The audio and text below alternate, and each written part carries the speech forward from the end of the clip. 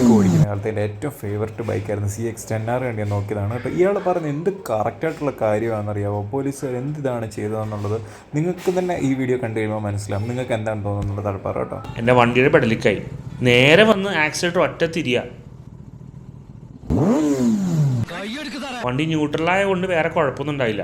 ആളുടെ കൈ പിടിച്ച് മാറ്റിയപ്പോഴത്തേക്കും മറ്റേ സാറിന് പിടിച്ചില്ല. പിന്നെ വണ്ടി മൊത്തം വന്ന് സ്കാനിങ് ആയി. സൈലൻസർ വെച്ചതാണോ മാറ്റിയതാണോ ഒറിജിനലാണോ കുറേ ചോദ്യങ്ങൾ.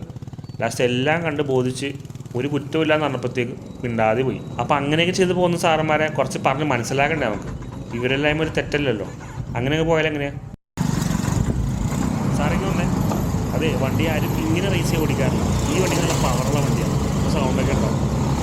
അല്ലെങ്കിൽ പ്രോപ്പർ ഗിയറിൽ പോകുന്ന റൈഡേഴ്സിനെ കാണുമ്പോഴത്തേക്കും ചില പോലീസുകാർക്ക് ഇച്ചിരി കടി കൂടുതലാണ്.